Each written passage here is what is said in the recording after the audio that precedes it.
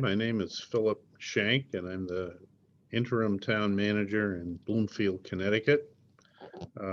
My previous involvement in local government management goes back to 1972. I was the assistant manager in Brattleboro, Vermont, and then I was town manager in Farmington, Maine, and then for 32 years I was town manager in Avon, Connecticut, and retired.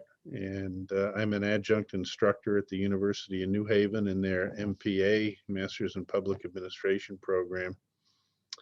And when I retired in 2010, I'll be 77 years old in about 3 weeks, okay? And when I was teaching, I was asked by the town of Bloomfield if I'd be willing to serve as an interim town manager. Their previous manager went to Delray Beach, Florida as town manager. And I said, sure, I'd be happy to fill in for a while. Well, I stayed 6.5 years as town manager in Bloomfield, retired a second time in the fall of 2019. They hired a successor who did not work out, and he left this past fall. They asked me if I'd be willing to come back as interim town manager while they went through the selection process again. So I'm finishing up a second tour here in Bloomfield after about 10 months at the end of July here, July 2021. So I have a bachelor's degree in history and political science, a master's degree in political science, as I indicated, with a concentration in public administration and comparative governments. And I don't know what I can tell. So I was in the military reserves for 25 years and retired from there.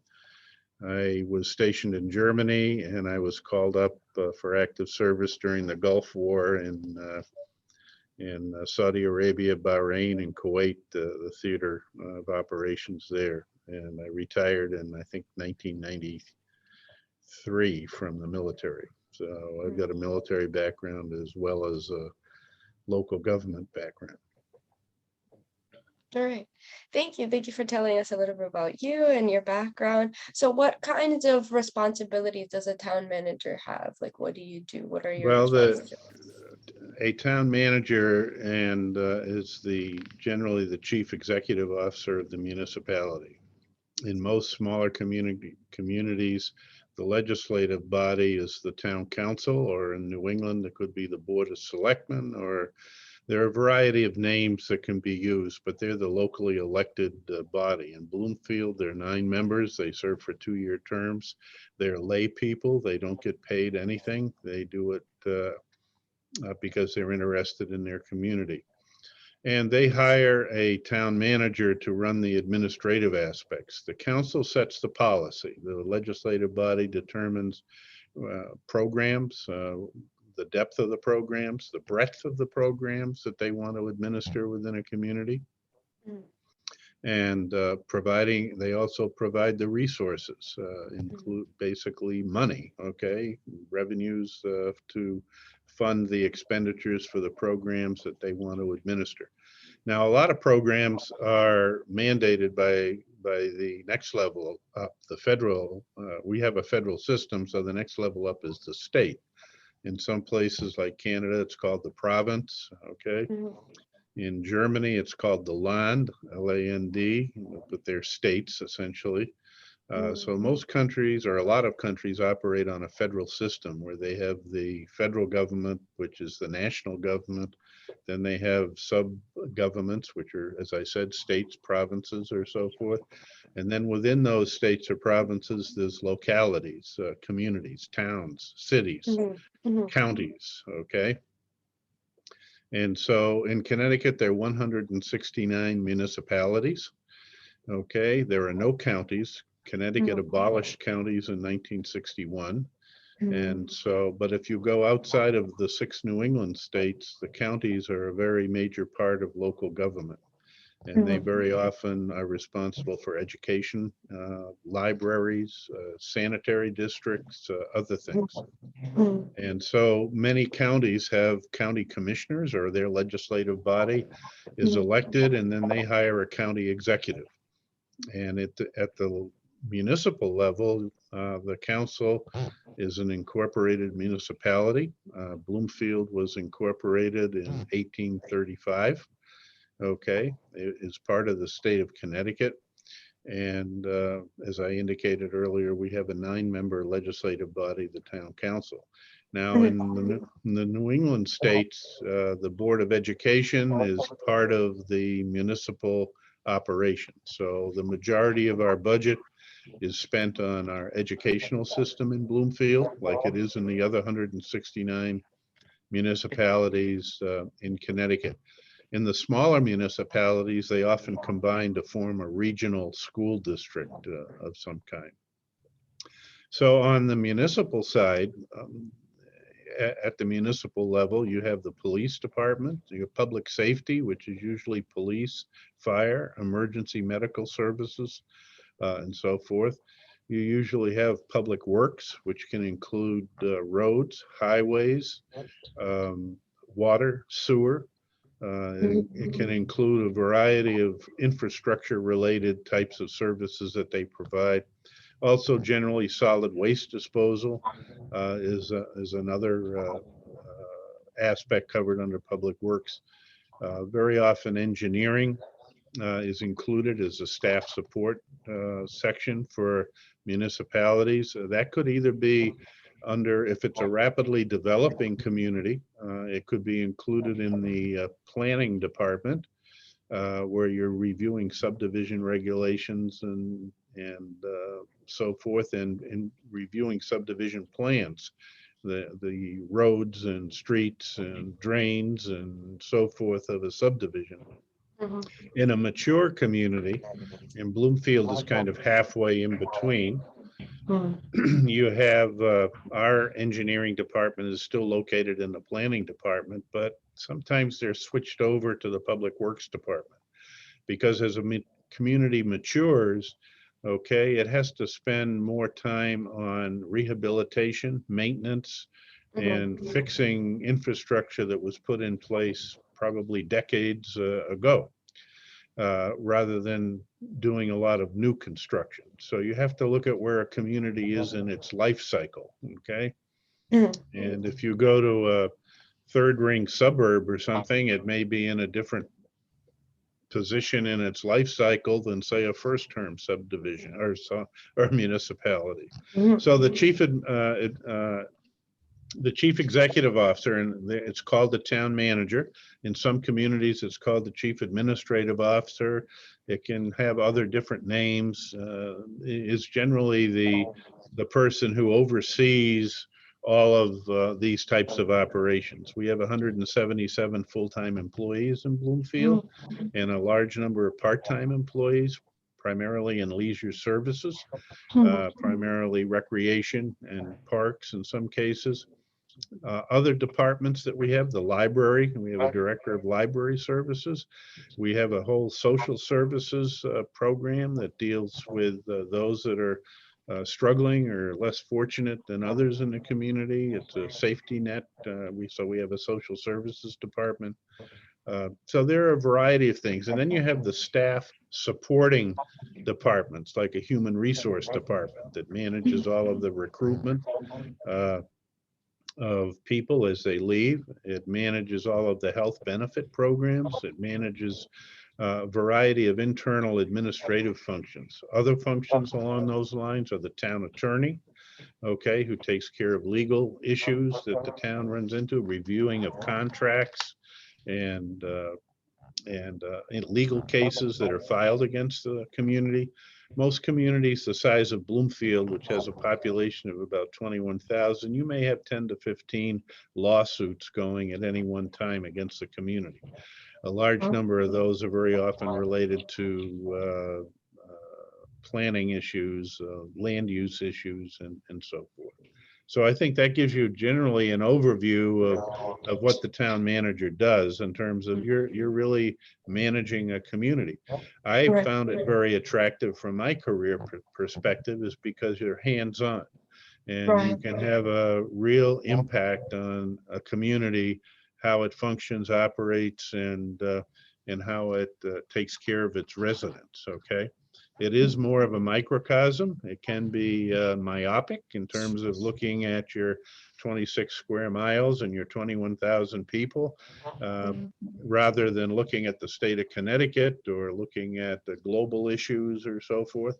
Mhm. I found personally being in the military that I was transported out of my 23 square miles in Avon and visited other parts of the world. The skill sets in the military and in the government administration area are very transferable in many cases, so career-wise. Okay. Yeah. All right. Thank you. So how long is the town manager term for? Is there like a specific?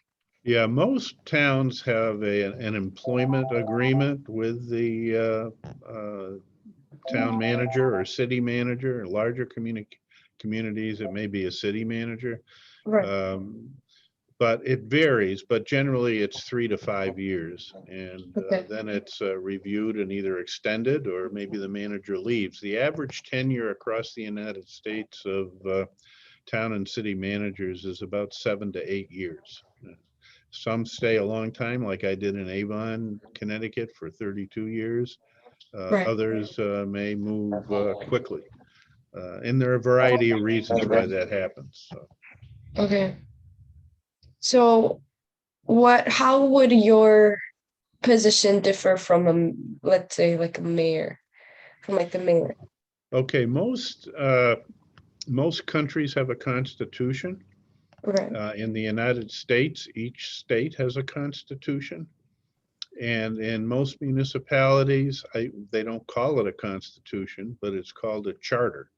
Mm. And you're given a charter by the state of Connecticut in Bloomfield's case.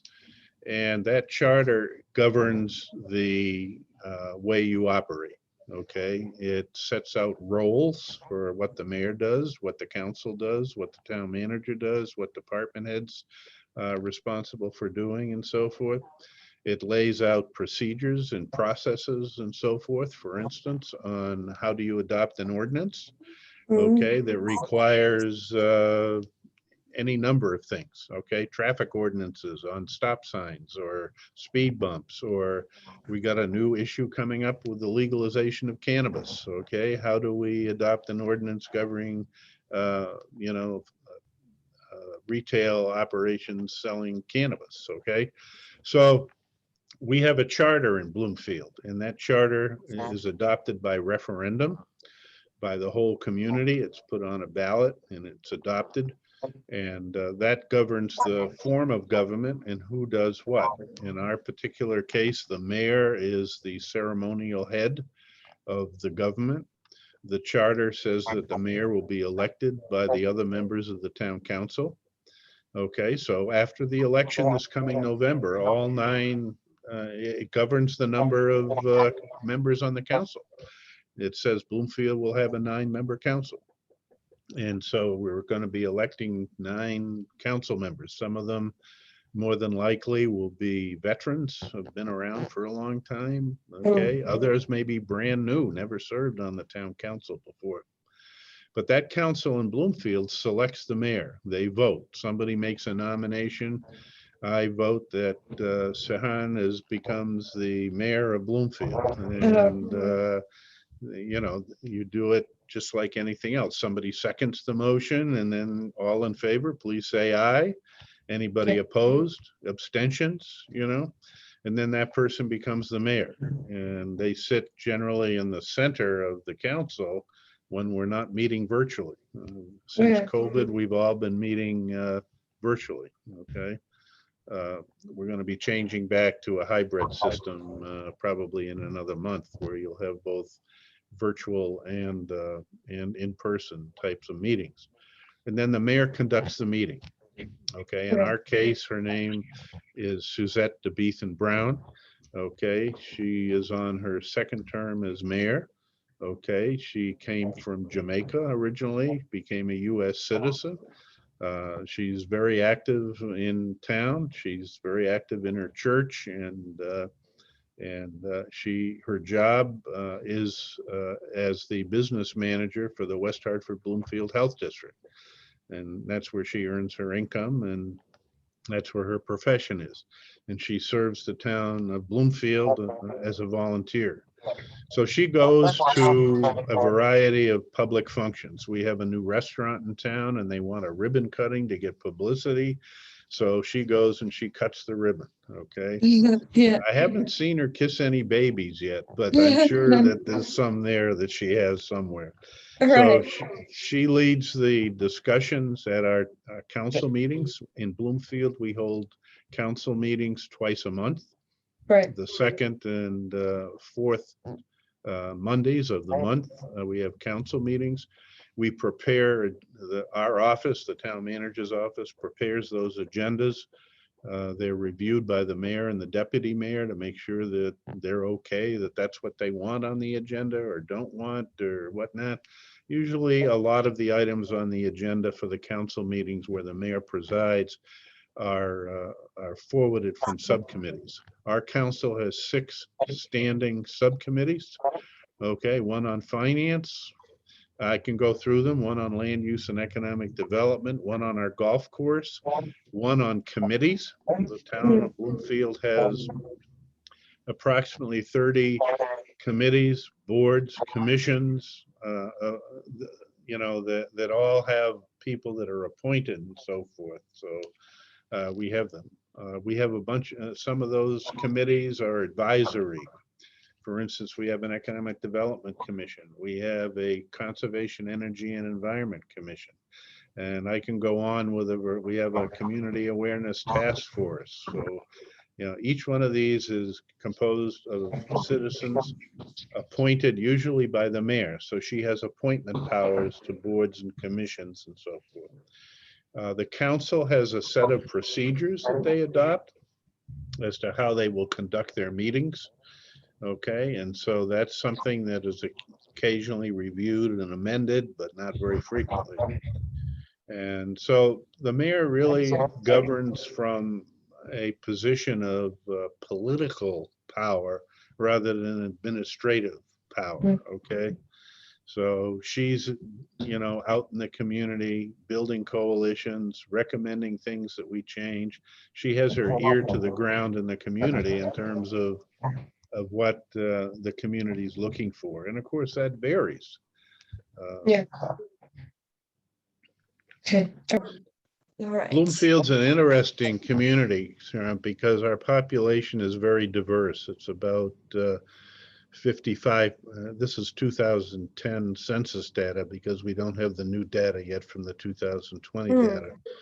But I would say in 2010, the population was about 50% Black, about 5% Hispanic, about 2% other, and about 30% or close to 40% white. So it's a diverse community. 4 members of the council are of color. The other 5 members are white. The Black population in many cases is split between West Indian people of color and African American people of color. So there's diversity within some of these different subsections. The white community, at least historically, within the last 50 years, has been heavily Jewish. A large number of the people from the north end of Hartford moved north into Bloomfield. The north end of Hartford used to be heavily Jewish in its makeup and whatnot. We're an older community. We're in the top 10 or 15 in terms of our average age. And some of the practical aspects of that are that a lot of those people are still print focused as opposed to digital focused. Okay, so you have a communications issue with your population based upon what they're used to and so forth. So I'm just throwing all of this out to you to give you some idea of some of the variety of different things that go into managing a local government and a community and the things that affect policy and administration. So Right.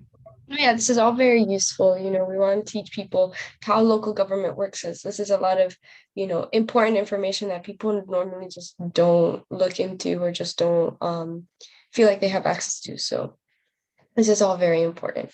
But I think my next question is, so I think you talked a little bit about it, but like what are the qualifications, like, to be a town manager? Like what does the path look like? Well, my interest was really, I think, more inspired by John Kennedy's comments about don't ask what your country can do for you, ask what you can do for your country. Mhm. So it was more service focused at the time. Right. Now, this is the 1960s, and today we're going through a similar type of social, inward looking changes in our society. And Mm, if you go back and study American history, you'll find there was a huge upheaval in the 1920s and 30s. There was a huge upheaval in the 1960s and 70s, and now we're going through a third upheaval. So if you look at things longitudinally and over time, you'll see that there are traumatic hiccups, if you will, in every country's development. But so that's more my motivation. I thought I wanted to, as I indicated to you earlier, maybe go into the Foreign Service, and I pursued that route. And then I found out that really my focus was more hands-on and what I could do locally, and I could have more of an impact. So most town managers have an undergraduate degree in history or political science, or sometimes a related field, could be business, okay, because a lot of what you're dealing with is business. And then generally, you go to graduate school and for a master's degree in public administration or public policy, or in some cases business administration. During the growth of infrastructure in this country back in the late 19th century, up, I'd say, until about 1950, the country was developing infrastructure, roads, sewers, water systems. Okay, that's where most of the effort was being put into. And so a lot of engineers ended up starting out in the management profession, and that laughed over. The Great Depression in the 1930s brought in the behavioral side of government and management and so forth. So you had a lot of the different programs being developed in the more behavioral sciences, social services, leisure services, into those areas, and they grew into the 60s, 50s, 60s, and into the 70s and so forth. Since then, I think the biggest change has been more into the digitization of government and so forth, which has been really the last 20 to 30 years, maybe. But most managers get their degree in political science, history, political science, or something related. Master's degree is public administration, could be something similar to that. Then they usually go for an internship, okay, as part of their master's degree. And there are internships given out by a lot of local governments. And usually after the internship, the the individual will start to look for a job as an assistant to the town manager. Okay, and those positions are usually in the town manager's office. They're usually, I would say, 2 to 4 years in tenure. And then if you want to stay there and you're growing and learning more, you might become an assistant town manager or a mhm, deputy town manager. mhm, And those positions are usually another 2 to 4 years. So usually 3 to 6 years, you're pretty well bruised and beaten and understand all of the positive things and the negative things about it. And so you go and look for a community. mhm, And there are about 3,000 communities in the United States that have the council manager form of government. It's the most popular form of government in in communities under 50,000 people. right, Okay, that's not to say there aren't large ones. Dallas, Texas has a city manager. Okay, mhm, there are a number of large cities that do too, but mhm, most managers are in communities of 50,000 or less. mhm, Uh, that's where the bell curve is. If you do right, 50,000 and right, so forth. And so they stay for various reasons. There's all kinds of continuing programs. We have a professional organization, the International City County Management Association, known as ICMA to us, and it's been around since I think 1915 or 1917. Mhm. The council manager form of government grew out of the progressive era in the United States. Woodrow Wilson, Max Weber, and the German development of Germany, the late 19th, early 20th century. And it was a response to the corruption and politics of they often hold up Tammany Hall in New York as an example of bad government, Mhm. at the local level. And this was a response to it, and so it's a little over 100 years old, the form of government. And if you're interested at some point, you can go and look at the forms of government in the United States at the local level, because they've gone through an evolution Mhm. time to time. So I know Hartford doesn't have a town manager. So who would you say is your counterpart? Like who would be like your Hartford counterpart, or Well, is it actually yeah. Hartford is symptomatic of changes as well. Mhm. Hartford had a city manager up until maybe 15 years ago. Okay. Oh, okay. Mhm. And as Hartford diversified, and I'm not talking just race and cultural aspects, as it diversified in terms of income Mhm. levels and social needs, okay, uh, there was considerable competition between the three different groups in Hartford, the African American group, the Hispanic group, and the white group. And Mhm. Hartford felt that the government wasn't achieving the goals that it had hoped to achieve in terms of lifting people up. And so Hartford voted to change their form of government to a strong mayor. And so the mayor in Mhm. Hartford has appointment powers. They have a whole bunch of different powers that you don't have in Bloomfield or in others. Of the Right. 169 communities in Connecticut, about 40 have the council manager plan, which is what Mhm. Bloomfield has. About 40 have strong mayors, okay? And the balance have basically representative government under the old New England model of the town meeting and the board of selectmen and so Mhm. forth. I mentioned earlier about constitutions and charters. Mhm. Well, about half the communities, about 80, have charters, okay? The rest operate off of state statutes. Okay. Municipal governments are creatures of the state, whether they're in Right. California or whether they're in Connecticut.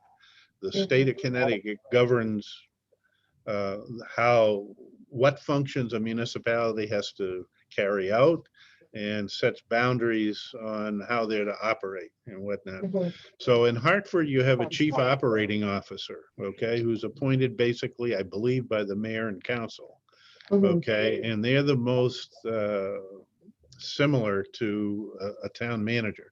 In fact, town managers, several of my former colleagues who are now retired or have been for a while, were chief operating officers in Hartford. Okay, Okay. you have to look at the mayor. If the mayor wants to get reelected, they're going to hire the best people they can to do the job because they want to get reelected. Okay. Right. On the other hand, they have political favors that they have to dole out. Okay, Yeah. and so you've got a problem there built in. Okay, Right. with some of that. Yeah. So, tell us about your proudest accomplishment as a town manager. If you had to pick one, so I'm sure there are many. I have to pick one, huh? Yeah. Gee, I don't know. I may pick several, but you can pick. I guess the one that sticks in my mind most is in Farmington, Maine, when I was a town manager. There was a whole section of town where we had a significant number. There was no sewer system, Mm, and there were wells, okay, for water, okay. and there were a number of health issues and pollution of wells, pollution of, from the septic systems and everything. And so I was able to get grant money from the federal government to put in, extend the existing sewer system to that part of town, and to work with the water company, which was a private company, to extend public water into that part of town. And there were a lot of people that were appreciative of that. And I felt it was something that was really needed, and we were able to do it and whatnot. But there are probably 50 other, not maybe as dramatic, but things that you get accomplished in a Yeah. community, and Yeah. that's the difference that I felt between working at the federal level, the state level, and the local level. And local level. Yeah. Yeah, I get that. So what are some obstacles that you find yourself coming across as, town Well, manager of Bloomfield? money is always an obstacle. Okay, Right. so resources to be able to do what everything. There's just difference between wants and needs. Okay, Right. and so you have to be able to define those, and that's partially the council's job, is to define a want and a need. Okay, Mhm. and I think that there are certain responsibilities that you have that you need to carry out, that are mandated. Okay, so they become obstacles. Okay, because you have to apply resources to them. That takes it Yeah. away from another area. Okay, so that's an obstacle. Organize in many places, organized labor. Labor unions are an obstacle. Okay, Mhm. but that's in the private sector too, but not as much anymore. They're fading, but they're still very strong in the public sector bargaining Mhm. unit, organized labor. Right. Because you have to negotiate wages, you have to negotiate. The wages aren't, to me, as critical sometimes as the work rules and things that you can do. You're prohibited from cross training. You're prohibited from, there are these types of things. Mhm. But they're all people. And if you can relate to people and understand people and motivate people to get things done, some of these things tend to fade. But I would say, obviously, resourcing. Politics is a third area after unions, that sometimes gets in the way.